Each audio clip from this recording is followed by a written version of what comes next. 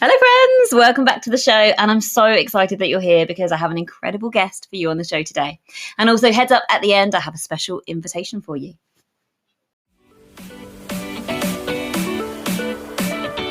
Welcome to season 2 of the Bigger Than You podcast, your go-to weekly podcast that blends energetics and mindset to help you do whatever it takes to bring your vision to life whilst having fun on the way. I'm Jenna Holloway, your host and multi-award-winning intuitive hypnotherapist and mindset coach. My purpose is to help mission-led business owners and visionaries who want to inspire change by leading the way in a space that otherwise may feel unnerving and too difficult. This is Bigger Than You.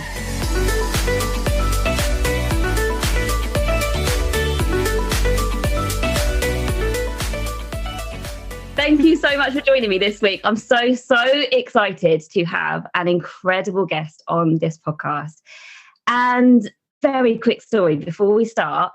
I did some journaling last Sunday. I just did an exercise in my journal, what if? And I put 1 to 10 and I just wrote 10 statements as if I'd already achieved these things. You know, like a sort of playing in the playground of potentiality type, amazing, guy is the limit type exercise. And it was stuff like that in there, like I've written a book. And one of them was, I have interviewed Rose Radford on my podcast. And I completely forgot that I wrote that, completely forgot. Literally 2 days later, I heard that inspiration in my head. I heard the voice really loudly. Ask her. Went straight into your DMs, pitched it to you, asked you, and you were like, yeah, let's do it. That night, when I was writing in my journal, something made me turn back and look, and I saw that and I was like, fuck, that's incredible how fast that came. And you manifest quickly, Jenna. I really do. Yeah. So yeah, it's amazing to have you here because you know what you want to achieve. You just decide, you not necessarily make a plan because I'm not like a planner really, but you just decide what you want and then you just go for it. And you're such an inspiration to me because you've been the driving force behind my business. I found you as soon as I qualified.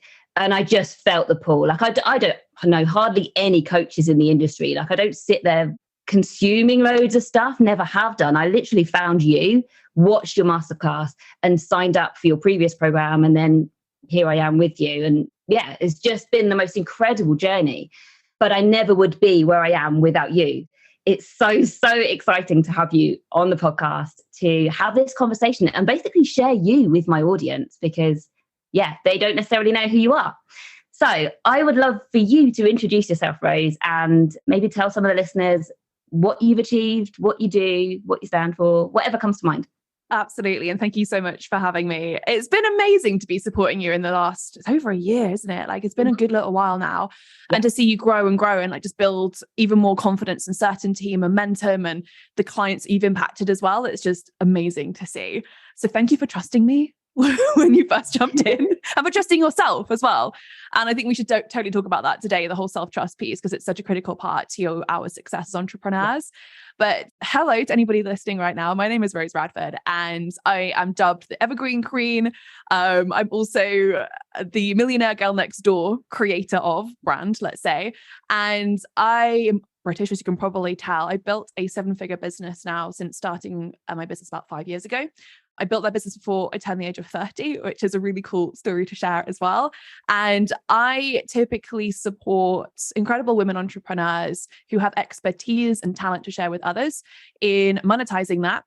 And most importantly, crafting high-ticket group coaching programs that they can sell on Evergreen. And if the word Evergreen is unfamiliar to you, it's simply the opposite of launching in the online space. It means you can sign clients every week rather than doing a launch and then shutting the doors every couple of months. So I am really passionate about putting more money in the hands of women through online entrepreneurship. And I love being able to teach the skill sets that are required to be able to make that happen, as I've discovered them over the last 5 years as well. So that is me in a nutshell.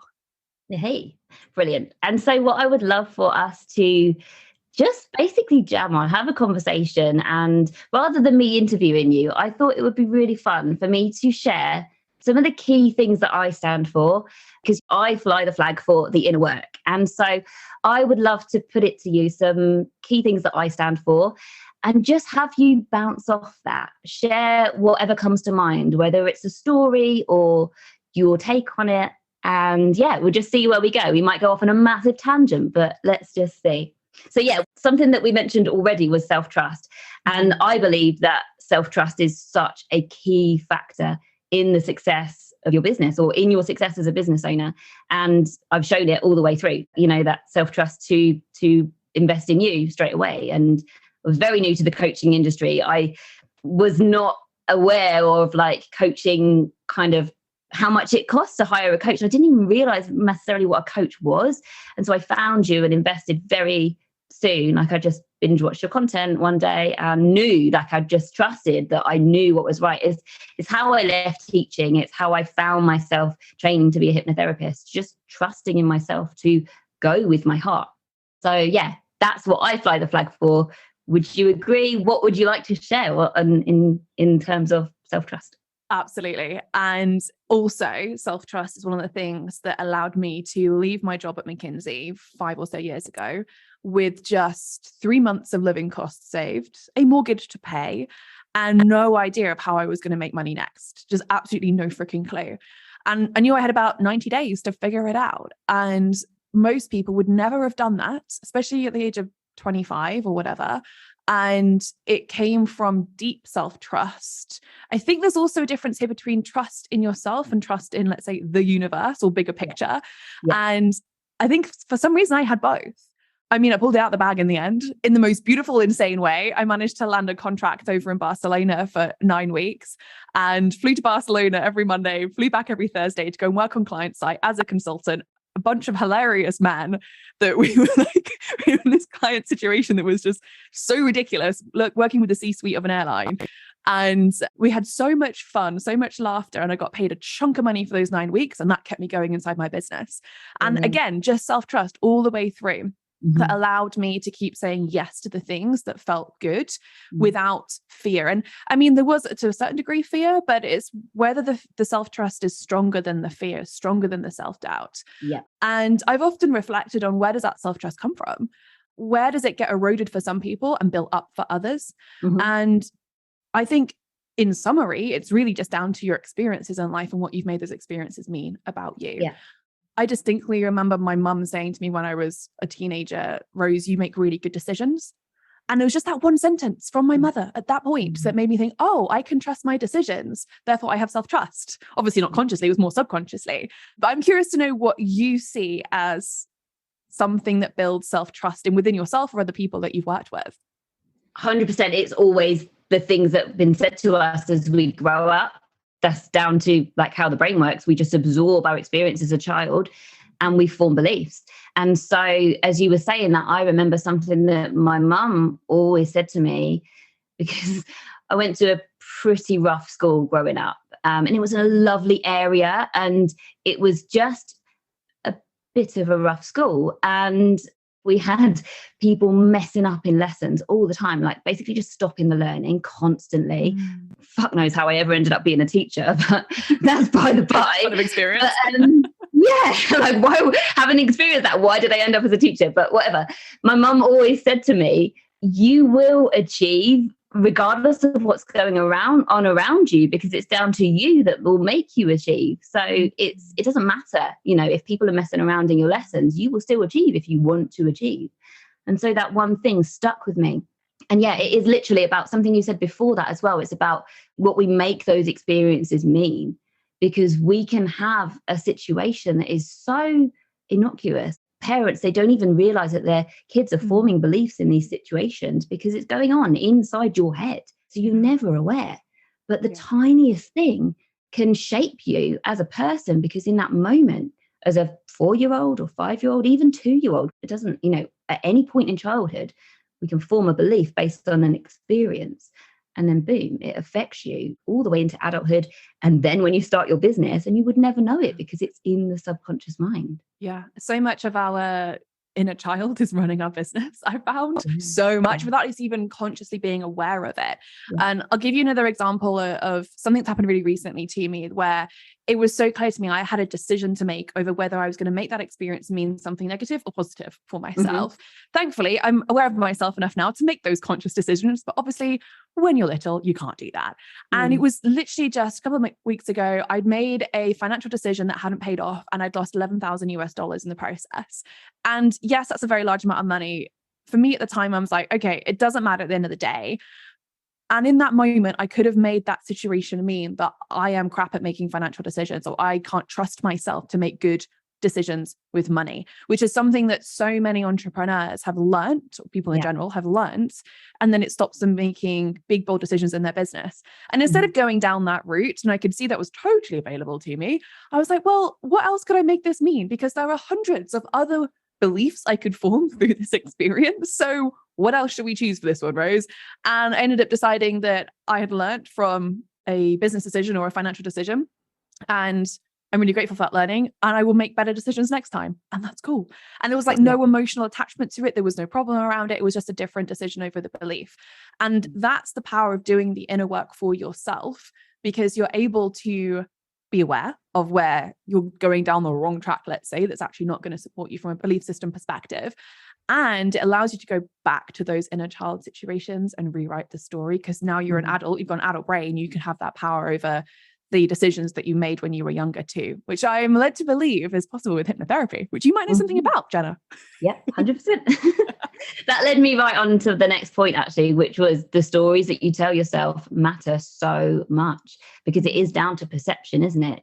You can choose any story. And also the fact that self-awareness is key. As business owners, if you're not self-aware as to what is going on, even down to really getting curious about what limiting beliefs do you have, and then doing something about it, rather than constantly finding yourself struggling. Like, you can empower yourself to do something about it, or to literally just rewrite the story. But if you're unaware of the stories that you're telling yourself in your mind, then you're just going down the wrong path, because your brain is always listening to you, and it will look to find the stories you tell yourself matter so much. That's so true. One of the things that I experienced, which then made me say, do you know what, I need to take this inner work piece more seriously, is, and I shared this with you ladies in Lisbon a few weeks ago on retreat, but I had a situation where there was a client inside my accelerator program who was definitely a high achiever, had very high standards for herself in the same way that I do too.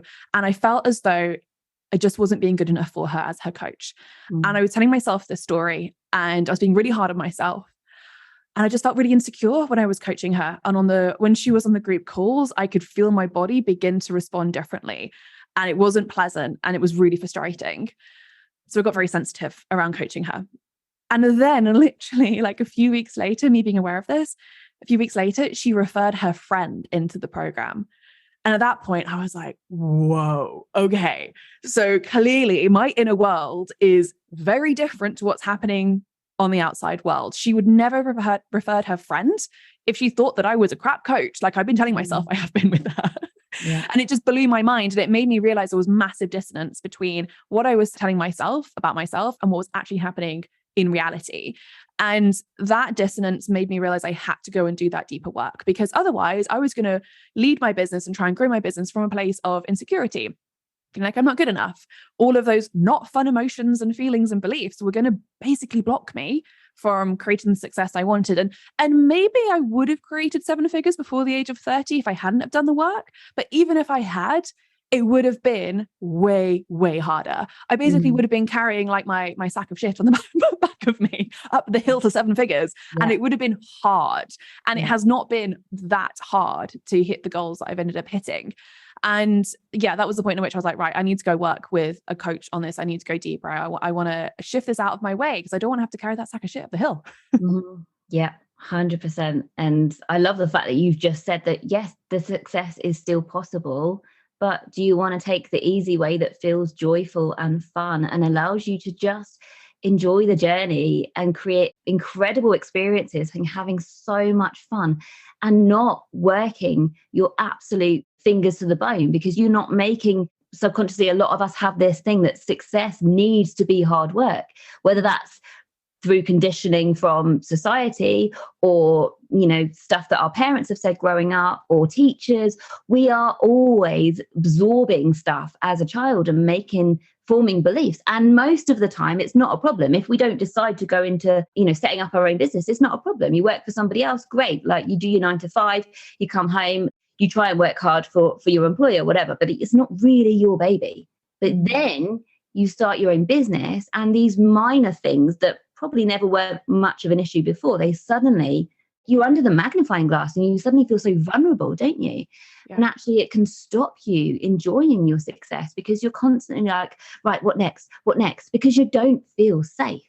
Mm-hmm. It's so true. Yeah. Especially when you're going out there to sell yourself as an entrepreneur. And we do it to a certain degree in corporate world because we want to get a promotion. We want to be seen to look like we're doing a good job. But actually when our livelihood really depends on it because we can't make a sale, or we're not making a big enough sale, or we're just like charging really low ticket, or whatever it might be, we're blocking ourselves because the stories that we're telling ourselves that say we don't feel confident enough, we don't feel like we're worth it, whatever the story might be, it really holds you back as an entrepreneur. It keeps you broke. It really keeps you broke.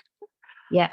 Or you can be successful, but it's just not fun. And you're just constantly questioning, like, what's the next strategy? What do I do? What do I do here? And like trying to find the right answer when actually we always know the answer deep down when we learn to trust ourselves and listen to our intuition. Like any strategy is going to work because not any strategy, but the strategy that is aligned to you is the one that's going to work. But you can't work out what is aligned to you unless you trust yourself. You're just going to like download all the freebies or just go, my coach says I need to do this, so I'm going to have to do this. But actually you always have to run it through your own internal filter, don't you? You really do. And if you don't know yourself well enough, you're just going to be guided by other people the entire time, which has its pros and cons, but you don't want to be guided in a direction that doesn't feel right. The only thing I have an issue with around this is when people say to me, clients, etc., that doesn't feel aligned, so I'm not going to do it. Yes, and I know why you're going to say that.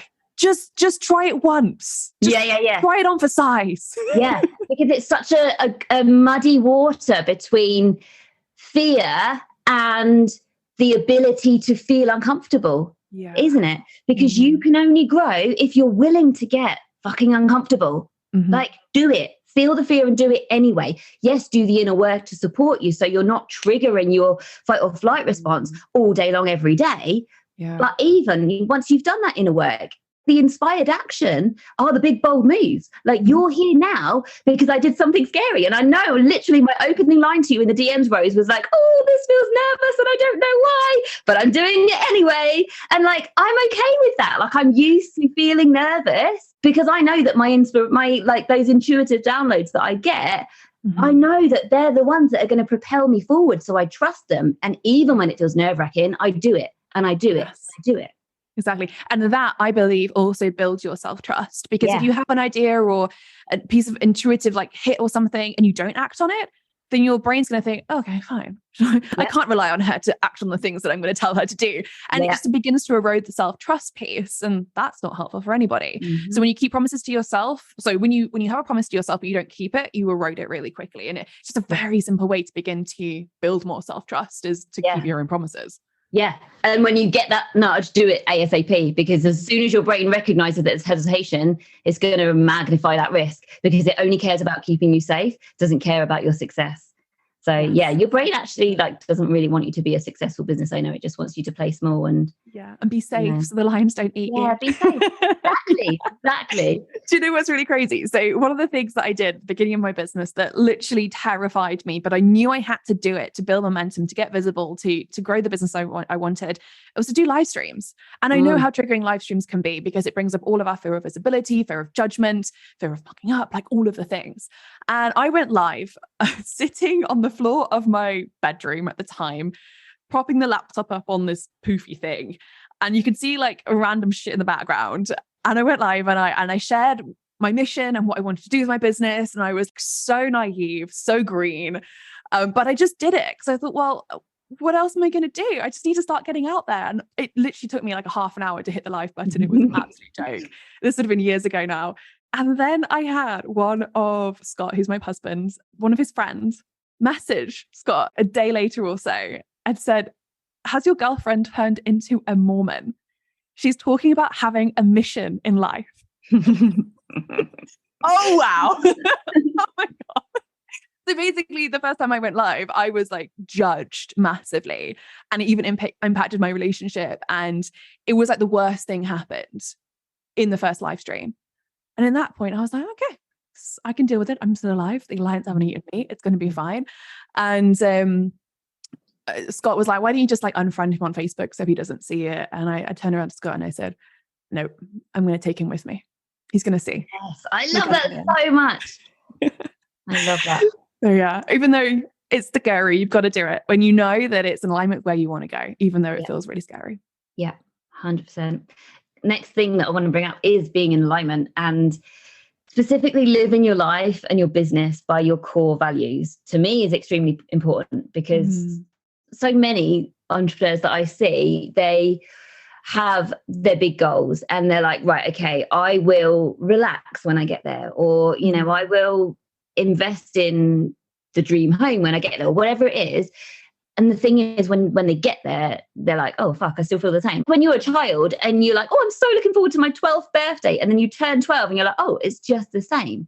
And it's like, you've got to realize that how you feel now is how you're going to feel too when you get the goal, because it's who we are now that dictates who we're going to be in terms of the energy and what we're putting out. We get that back. And so you have to do the work to feel good now, feel happy, feel successful, feel amazing now. So that's where the values piece for me and being in alignment comes really down to it to me. So for me, my values in my business are freedom, joy, and ease, and they matter to me so much. And so I probably should do an episode on alignment. So I will do that really soon. What's your take? Like, what does being in alignment mean to you? And maybe how that's changed from Rose 2 or 3 years ago to now. Juicy question. It's interesting how many people I attract into my world that have very similar values to me. And equally, it's amazing to me how many people don't know their own personal values. I mean, I didn't until I started training as a life coach in a certification program like 5 years ago. And it was a point in which I was in the process of leaving McKinsey. And also I was holding back from like feeling 100% okay to do that. I discovered my values going through this process that I share with you ladies as well inside the accelerator. And it just brought this massive awareness to me about why I wasn't happy. I was so not in alignment with my values. I was like 2 out of 10 on each of my values. I'm like, well, no wonder I'm like really depressed feeling. And I can't believe people I never learned that, what a value is and why it's important. And why would we never, shouldn't it? Totally. Yeah, why would we never discover that? And also what's worth noting here, if anybody listening to this, is your values will change over time. So it can be worth going back to that values exercise every year, every couple of years, just to see how things evolve for you. But I remember looking at my top 3 core values at the time and realizing I was never going to be able to live in true alignment with my values by working for somebody else. I had to go and build a business. There was just no choice over it. So I was like, right, okay, that's giving me permission now to go and do the thing, which is also a powerful thing about values, because they give you permission to go and do the scary thing, because you know that's the only way you're going to get the joy, happiness, and experience that you want in life. So with that being said, alignment, yes, is about values. I'd also say alignment is a function of knowing where you want to be in terms of goal, outcome, or vision for life, and then looking at where you're currently blocking yourself from getting there. Yeah. So what is the difference between you right now and the person or the life that you want to create on the outside later on? What is the difference in your emotions, your belief systems, the way you're showing up, the actions you're taking? Just there's going to be 2 different people, basically, you now and you in the future. And when you can begin to figure out the difference between the 2, you can begin to either heal that, shift that, rewrite the belief, rewrite the story for yourself, all those good things. And I mean, that's good old coaching 101 as well, right? It can take a bit of time to figure that out, but that's also where when I look back over like my journals and my notebooks from the last 5 years, it's where I discovered all of the self-coaching I was doing at the time, almost unconsciously in some ways, and figuring out what are the gaps, what are the beliefs, what are the fears that are in my way right now to getting where I want to go. And having said that, the success I've created on the outside now, which comes from a huge amount of joy, inner peace, freedom, safety within myself, all of those things, as well as the number of clients that I serve, the team that I run, the money that goes through the accounts every month is terrifying. Well, not terrifying, but like to a lot of people it would be. Scott's like, what the fuck, you spend that amount of money every month in the business? And yes, it's a seven-figure business. What do you expect? I basically spend my entire whole salary every year in 1 month, every month. And so all of that, I actually feel safe in. Which for a lot of people, they think they're going to love it. They think they're going to get to that level of success and think that it's like happy as Larry moments.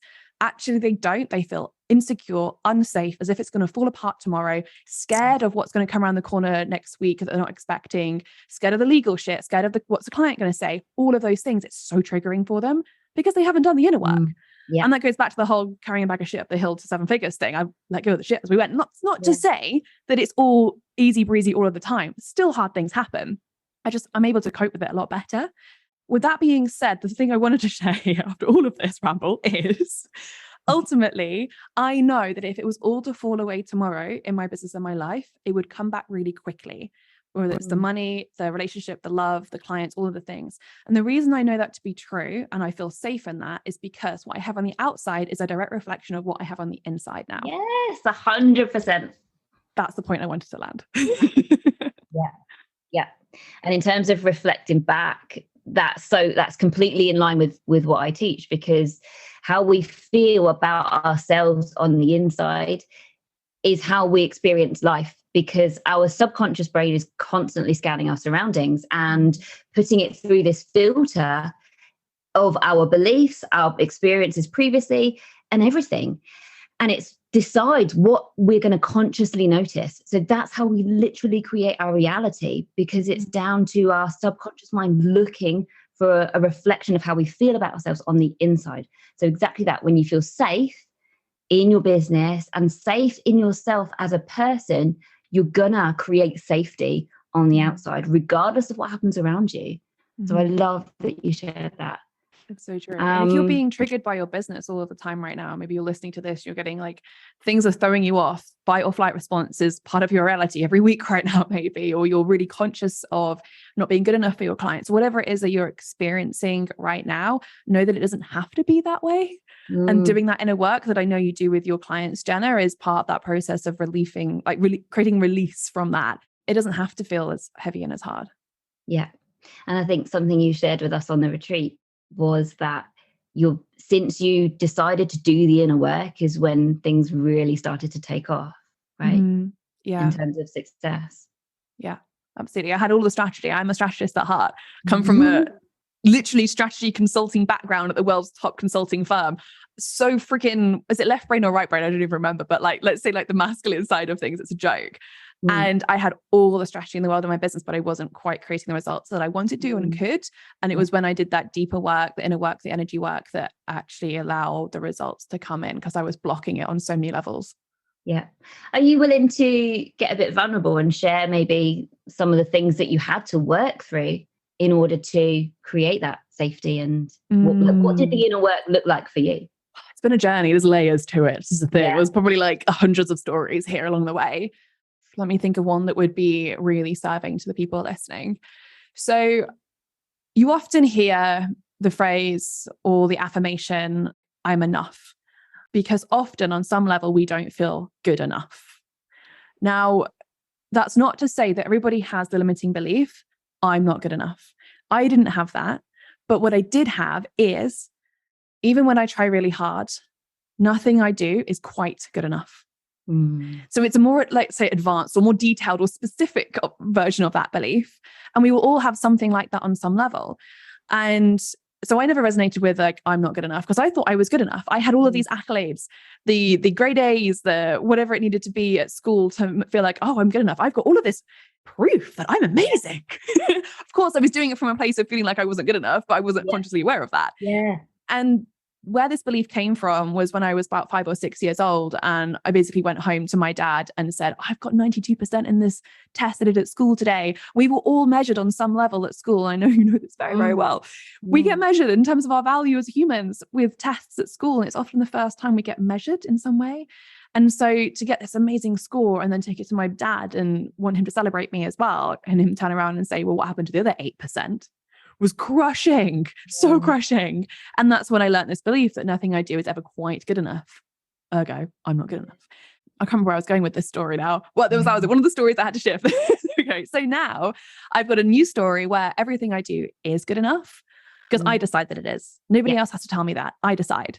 And it's so freeing. And you feel safe then to do the thing and probably fuck it up.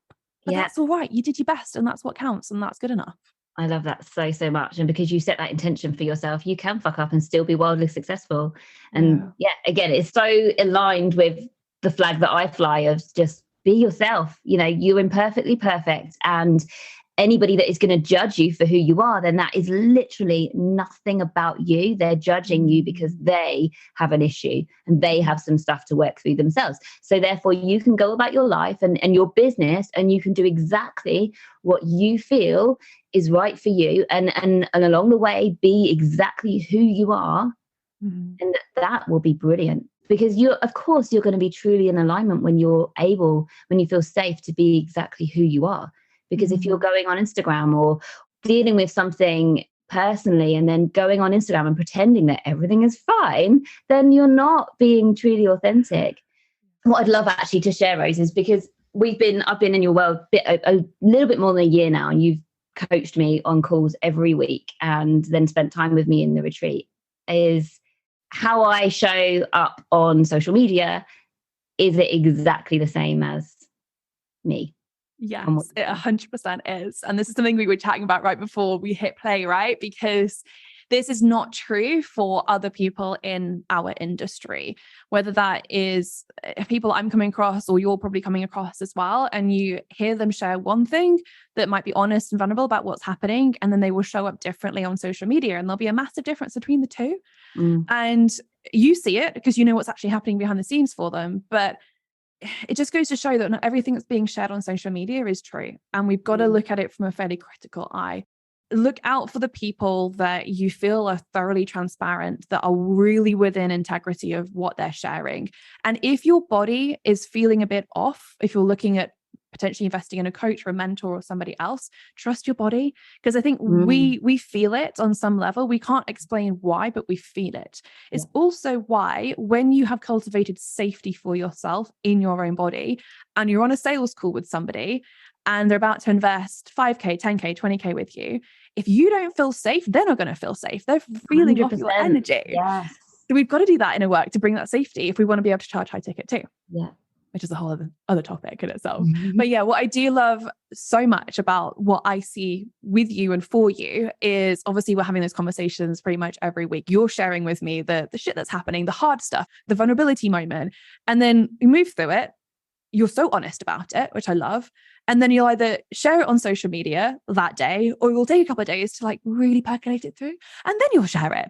And it's so with an integrity. It's really cool. And that's what makes you really magnetic to others too. Because let's be honest, Jenna, you've built a wildly successful business in the first 2 years of starting with a very, very small audience, which is basically unheard of. Yeah. And you've done that through the person that you are and the person that you're stepping into and becoming along the way. And I think that's why people are magnetized towards you. There's something about you that they can't help but follow or listen to. And maybe they're stalking you right now, because let's be honest, most people do. And then they book a sales call and they're like, here's 5K, Jenna, or here's take it, whatever it's going to be. I've been following you the entire time. And you turn around and like, who the heck is this person? I've never seen them before. It happens to me all the time. Yeah, I've experienced it a couple of times. It's the most incredible thing. But yeah, thank you so much for reflecting that back, because I do sometimes think that people must be like suspicious. Am I really that chilled? But I totally am. And it is really down to the constant commitment that I have to myself to work through stuff. You know, if I notice resistance, I get curious. And essentially it's what I teach my clients and has been the whole time. So I'm just really, really lucky. I'm really blessed with the work that I do, because I get to lead myself and therefore be in a really good position myself. But thank you so much for reflecting that back, that there is no kind of, what you see is what you get. And yeah, it's just the way it is. And yeah, about how when you get out of your own way, you can just decide your way, because our brains are so incredibly powerful. Like, we can set an intention. I'd love to share a story, actually. I did your program with you before Freedom Accelerator, and that taught me how to go from being your average hypnotherapist to who can help anybody with anything, like weight loss, quit smoking, stop the fears, all the things, to actually deciding what you wanted to do, go high ticket and deeply serve one type of person. So I did that program with you. And then as soon as I was in there, I was aware of your high ticket group coaching program, Freedom Accelerator. I was aware of that. And I was like, right, I know I'm going to be in there. And just was inspired. And I knew I wanted to go all the way.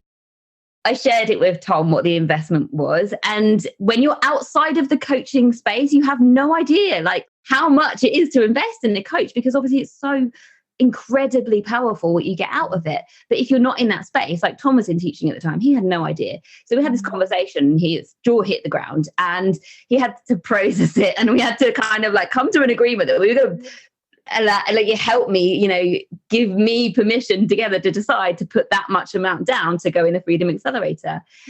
And we kind of set a target for me to get to. And I decided, I was due to finish in the previous program in October. And I decided, right, okay, I'm going to really keep going with this. I'm going to just put all in and I'm going to be in Freedom Accelerator by January. I set that intention. And I got in November. You did. 2 months early. Yeah, I was just so determined. I was like, I'm going to be there, Rose. I'm going to be there. And just it taught me how incredibly powerful it is to set an intention and to decide what you want. And then this whole 2-year journey of just deciding my way. And I know I shared this last week on the podcast. I don't set my goals in terms of like black and white. I want to achieve X, Y, and Z by this time. I just have pictures in my mind of things that I want to experience, and I just can dream it. And then when I create that dream and I'm experiencing it, it's the most magical thing. Like the retreat in Lisbon, I didn't get to go back in April because we just couldn't make it work with the childcare of my girls and being in nursery. Tom's still in teaching, but I just decided as soon as you said back in, like straight away afterwards, you're going to do another one in October. I was like, I am there. And I pictured myself and it was just the most incredible thing. And then I've just come back and it was just, where am I even going with this? I don't know why. Intention setting. Intention setting. Yeah, that is the thing. It's just to decide what you want and then to just go for it. And I think the reason why I've been so successful so quickly is just to that constant commitment to not let anything stop me. Like if I notice a limiting belief, I will work through it and I will share it. And I know I'm so committed to getting support that, like you've seen me share some really kind of vulnerable stuff in the Freedom Accelerator and everybody praises you for like, being so vulnerable. But actually it's a strength, isn't it? To share it, and then it helps you move through it quicker. And I don't know, it's just that commitment. I think what I'm trying to say to any listeners here is to get comfortable with being supported, because you don't have to do it alone. And if you're wanting to invest in somebody, whether that is a cleaner to help you support you in your house or something in your business, a VA, whatever it is, do it. When you allow yourself to be supported, you can create so much more success. Yeah. And there's a really big difference between paying for support and actually receiving it. It's very easy to say, I'm going to invest in this thing, I'm going to buy this thing, and then not actually use it and receive it. It happens in so many different ways. I see people jump into the accelerator, for instance, then I have to go knocking on the door and be like, hey, how can I support you right now? Hello. Yeah. And sometimes it's down to, let's say we have a housekeeper that comes into our house twice a week right now. And it's amazing to be supported by her. And having had conversations with people like my mum, I'm aware that other people pay for this stuff and they don't actually really use it very much. Yeah. And so, I'm just conscious of the fact that there's two different things between deciding to get support and then committing to actually receiving it. Yeah.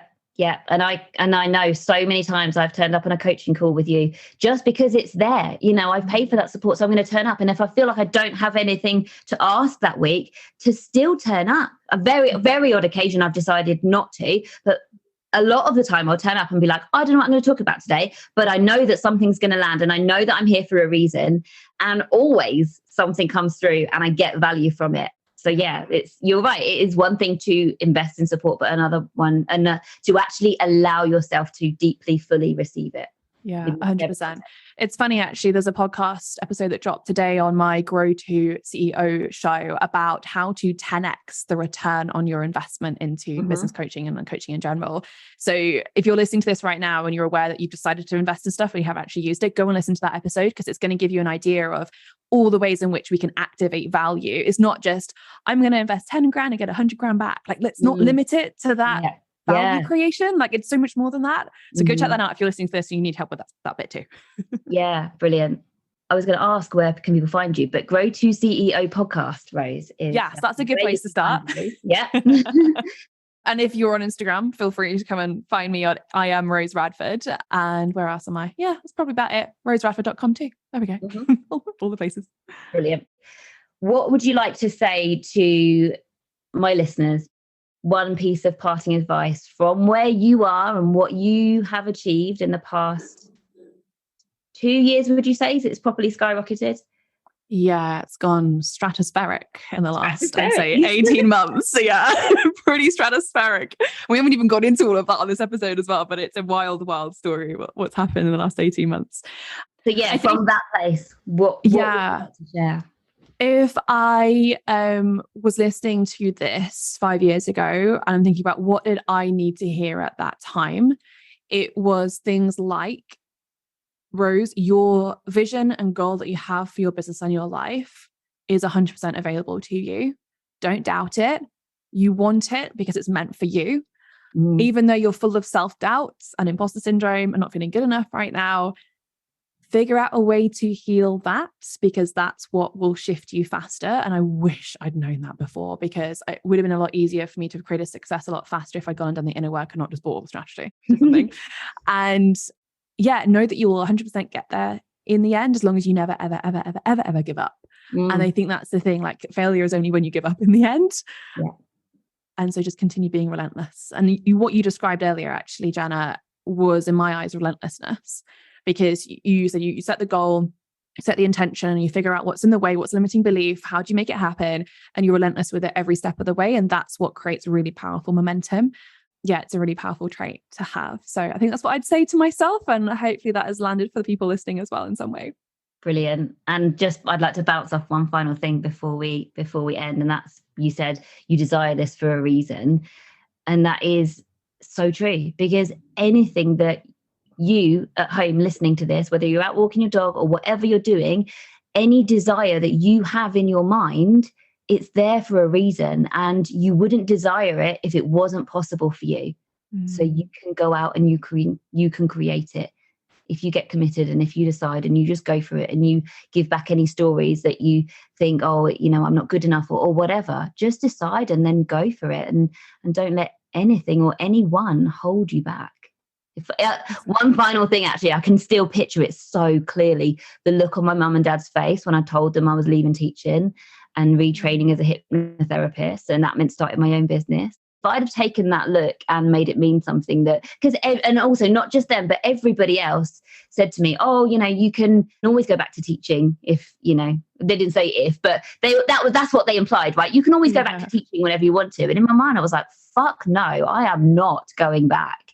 I'm going to make this work. And so, I just decided, and we're really just getting started. Like, I'm so excited for what's ahead. Like, whatever I can see in my mind, I know I can create it. I've experienced it before, and you've experienced it, and I can see what's possible for me because of what you've done and everything. So, but you're inspired. If you're listening to this, you're listening to this for a reason. Be inspired. Know that you can create whatever you desire. So go and get it.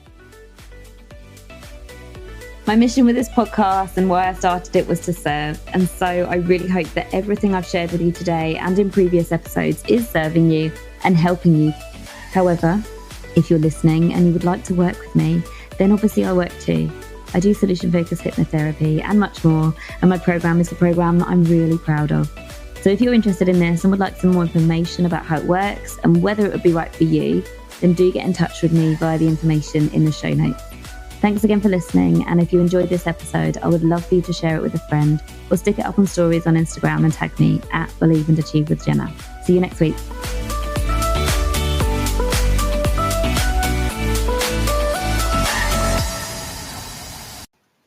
Calling all soulful entrepreneurs who are on a mission to make the world better and be well paid for it. I want to invite you to join me in a free private training I'm going to be hosting soon called Hustle Free Abundance, How to 10x Your Business Without Working Harder or Implementing Another Strategy. In the very first event of this kind, I'm going to be sharing the actual process I take my clients through that helps them to do away with their limiting beliefs, hone their intuitive abilities, and leverage energetics and the laws of the universe to create next level sustainable success from a place of freedom, joy, and ease. Head to the show notes to sign up for the live masterclass on Friday, the 18th of November at 1 p.m. UK time. I cannot wait to sit down and share this information with you.